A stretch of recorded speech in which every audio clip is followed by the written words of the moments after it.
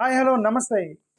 మమతా బెనర్జీ చరిత్ర సృష్టించింది. ఇది ఎలాంటి చరిత్ర అంటే ఈ దేశంలో ఎప్పుడు ఎక్కడ జరిగినటువంటి ఒక ఇన్సిడెంట్ని, ఒక హిస్టరీని క్రియేట్ చేసింది మమతా బెనర్జీ. ఏంటి హిస్టరీ క్రియేట్ చేసిందంటే, ఒక చీఫ్ మినిస్టర్ పొజిషన్లో ఉండి, ఒక ముఖ్యమంత్రి స్థానంలో ఉండి, లాయర్ కోటేసుకొని నా కేసు నేనే ఆర్గ్యూ చేసుకుంటానని సుప్రీంకోర్టుకి వెళ్ళి అక్కడ కేసును ఆర్గ్యూ చేసుకోవటం అనేది సెన్సేషన్ క్రియేట్ చేసింది ఈరోజు ఇక్కడ దేశవ్యాప్తంగా.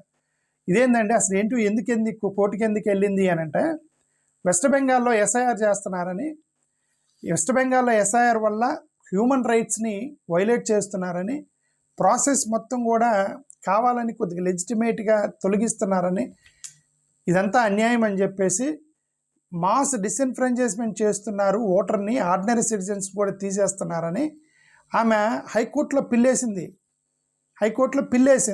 జనరల్గా హైకోర్టులో పిల్లేసిన లాయర్ని పెట్టుకోవాలి కదా, లేదా యాక్చువల్గా ఆమె పిల్లేసింది. ఆమె లాయర్ లేకుండా పిల్లేసిందట. పిల్లేసి అందరికీ ఆశ్చర్యం వేసింది. అంటే అడ్వకేట్ లేకుండా అంటే అడ్వకేట్ పెట్టుకొని ఉండొచ్చు, బట్ ఫైల్ చేయడానికి ఉండొచ్చు, బట్ ఆర్గ్యుమెంట్కి తను వెళ్తుందని ఎవరు ఊహించలే.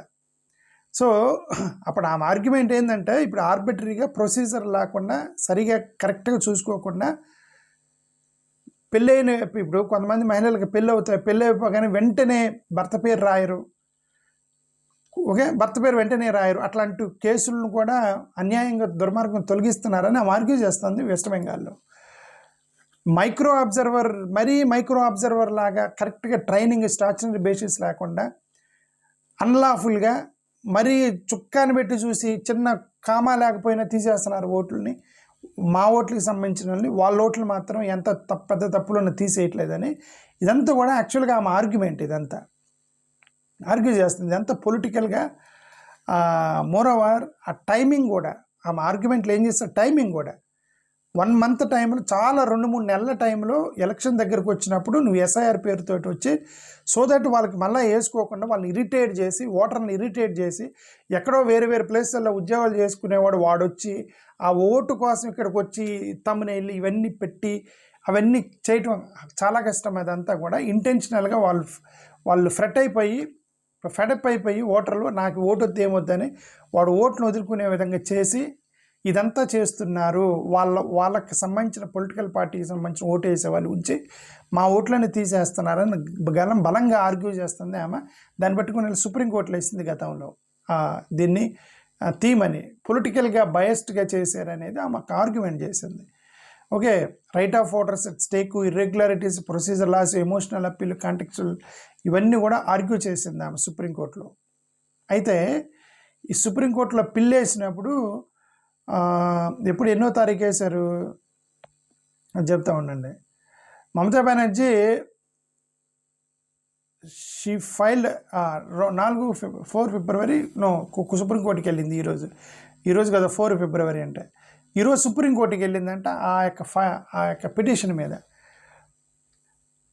అది ఇప్పుడు న్యూస్ ఏంటంటే ఆమె లాయర్ అయిపోయి వెళ్ళింది. ఇప్పుడు మీకు డౌట్ రావచ్చు, ఇదేంటంటే మమతా బెనర్జీ లాయర్ అవటం ఏంటి, ఒక ముఖ్యమంత్రి స్థానంలో ఉండి లాయర్ కోట్ వేసుకొని తన కేసును తానే ఆర్గ్యూ చేసుకోవడం, ఇది చరిత్రలో ఎప్పుడు జరగలేదు, ఒక మహిళ చేసింది, ఇది సెన్సేషన్ క్రియేట్ చేసినటువంటి ఒక ఇంకా అది హిస్టరీ రికార్డులో లిఖించబడింది. డెఫినెట్గా ఒక ముఖ్యమంత్రి తన కోర్టుని ఆర్గ్యూ చేసుకోవటం అనేది.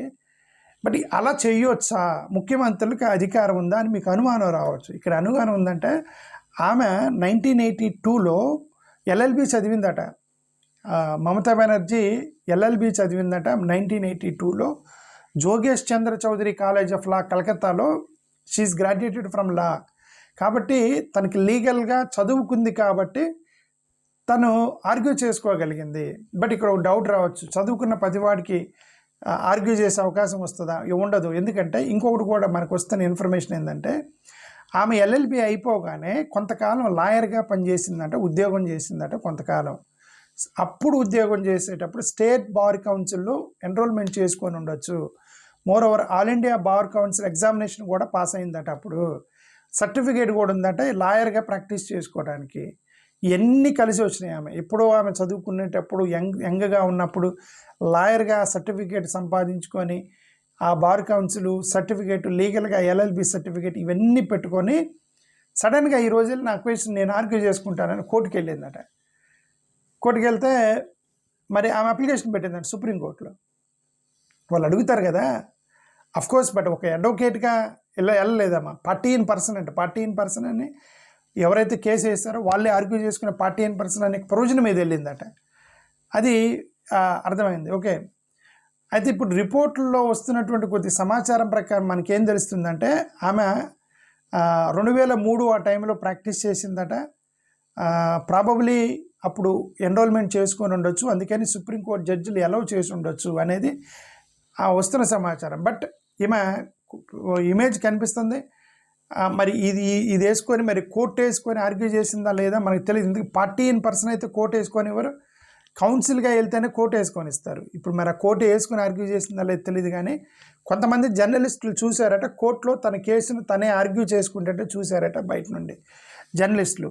అది పార్టీ లీక్ అయింది. లీక్ అయ్యి మమతా బెనర్జీ తనే ఆ లాయర్గా ఆర్గ్యుమెంట్ చేసుకుంటుంది కోర్టుతోటి అని చెప్పేసి సోషల్ మీడియాలో స్ప్రెడ్ అయింది, మీడియాలో స్ప్రెడ్ అయింది. బట్ అది మరి ఇక్కడ కోర్టు కనిపిస్తుందంటే మరి అర్థం బహుశా ఆమె కోర్టు వేసుకోవడానికి పర్మిషన్ ఇచ్చి ఉండొచ్చు. ఎందుకంటే because she was earlier practising advocate కాబట్టి. ఏదేమైనా 4 ఫిబ్రవరి 2026న ఒక సుప్రీంకోర్టు ఇండియాలో ఒక ఎస్ఐఆర్ మీద ఛాలెంజ్ చేసుకొని తన కేసును తానే ఆర్గ్యూ చేసుకొని చరిత్ర సృష్టించింది మమతా బెనర్జీ. ఇంకా దాంట్లో ఏమైనా ఇంకా డౌటే లేదు. Definitely it is historical incident in the Indian history that A chief minister arguing our own case. Not is that own case అంటే తను చేసిన క్రైమ్ కేసు కాదు, ప్రజల కోసం. వాళ్ళని అడిగారట, ఎందుకు మేడం మీరు ఎందుకు చేస్తున్నారు, అడ్వకేట్ చేస్తారు కదంటే, ఈ యొక్క అరాచకాలు మొత్తం నేను చూశాను ఎక్కడెక్కడ ఎస్ఐఆర్తో ఏమేం చేస్తున్నారో. నాకంటే అడ్వకేట్కి ఏం బాగా తెలుసు, సో ఎలాగో నేను క్వాలిఫైడ్ కాబట్టి నేనే ఆర్గ్యూ చేస్తాను అందట. మా పార్టీ క్యాడర్కి ఫండమెంటల్ రైట్స్ మీద ప్రజలకు రోల్ మోడల్గా ఉండాలంటే మనమే ఆర్గ్యూ చేయాలని చెప్పి ఆర్గ్యూ చేసిందట. పార్టీ క్యాడర్ తోటి అందరితోటి కోటేసుకొని పోయి ఆర్గ్యూ చేసిందట సుప్రీంకోర్టులో Mamata Banerjee. What a sensational decision she has taken. అది ఎవరు ఎక్స్పెక్ట్ చేయాలి, షాక్ తిన్నారు అందరూ కూడా. ఈరోజు మనకు ఒకటైతే అర్థమైంది. ఓకే, డెఫినెట్గా ఇది అన్యూజువల్ ఇన్సిడెంట్, రేర్ ఇన్సిడెంట్. ఇది ఇప్పుడు కూడా చరిత్రలో ఎక్కడ జరగనటువంటి ఒక ఇన్సిడెంట్ అయితే మనం అనుకోవాలి. ఒక హిస్టారిక్ ఇన్సిడెంట్ కానీ మనం దాన్ని భావించాల్సి వచ్చింది. బట్ ఇక్కడ క్వశ్చన్ ఏంటంటే జడ్జిలు కొద్దిగా సందేహించారట, మరి ఈమెకి పర్మిషన్ ఇవ్వాలా లేదా. మరి పార్టీ ఇన్ పర్సన్ అంటే ముఖ్యమంత్రి వచ్చింది ఎస్ఐఆర్ మీద కోటేసి నేనే ఆర్గ్యూ చేస్తానంటుంది. మరి ఈమెకి మనం కొద్దిగా కన్ఫ్యూజన్లో ఉన్నారట జడ్జిలు. స్టార్టింగ్లో చీఫ్ జస్టిస్ వీళ్ళందరూ కొద్దిగా టైం ఇవ్వమన్నారా. They have taken some time. వాళ్ళు కొద్దిగా టైం తీసుకొని ఆ టైం ప్రకారం వాళ్ళు ఆమెను ఎలా చేశారని అర్థం. ఎందుకంటే కొంతమంది చూశారు ఆమె ఆర్గ్యూ చేసుకుంటుంటే, ఆమె సుప్రీంకోర్టులో ఆమె కేసును ఆమె ఆర్గ్యూ చేసుకుంటుంటే కొంతమంది చూశారు. ప్లస్ ఇది సోషల్ మీడియాలో ఫోటోలు తిరుగుతున్నాయి. మరి అంటే అర్థం వాళ్ళు ఎలా చేశారని అర్థం. చీఫ్ జస్టిస్ అలౌ చేశాడు ఆమెను అడ్వకేట్గా, బికాజ్ షీజ్ ఆల్రెడీ ఇంకోటి సర్టిఫికేట్ ఉంది, ఎన్రోల్మెంట్ ఉంది, మొత్తం ఉంది. So she can practise. Earlier she practising lawyer కాబట్టి బహుశా ఆమె పర్మిషన్ ఇచ్చినట్టున్నారు రేర్ కేసులో. ఇది సంగతి. ఏదేమైనా we should salute to her guts. ఏదో ఒక చిన్న కామెంట్ చూశాను, ఆమె ఇదే కదా పెయింటింగ్ వేసిద్ది, పాటలు పాడిద్ది, డ్యాన్స్ వేసిద్ది, ఫుట్బాల్ కూడా ఆడిద్దట, షీఈ్ ఈవెన్ ఫుట్బాల్ ప్లేయర్ అని చెప్పి ఎవరో రాశారు. సో ఆమె she allrounder, anything she can do. But ఈరోజు అడ్వకేట్గా వెళ్ళి తన కేసుని తను ఆర్గ్యూ చేసుకొని ప్రజల పక్షాన నిలబడి కొట్లాడటం. తన కేసుని తనంటే తనేదో క్రైమ్ చేసి నా కేసు నేను ఆర్గ్యూ, దట్స్ కాదు. ప్రజల యొక్క ఫండమెంటల్ హక్కుల మీద ఒక ముఖ్యమంత్రి లాయర్గా వెళ్ళి సినిమా తీయవచ్చు. మా మమతా బెనర్జీ మీద ఈ ఇన్సిడెంట్ మీద ఒక సినిమా తీయవచ్చు అని నాకైతే అనిపిస్తుంది. ఎవరో ఒక ప్రొడ్యూసర్ ముందుకు వచ్చి ఈ సినిమా తీస్తాడు త్వరలో నేనైతే అనుకుంటున్నా. ఒక ముఖ్యమంత్రి లాయర్కి వెళ్ళి ప్రజల యొక్క హక్కుల కోసం కోర్టులో ఆర్గ్యుమెంట్ చేయటం, అది ఉమెన్ ముఖ్యమంత్రి అంటే salute to her. Thank you, నమస్కారం.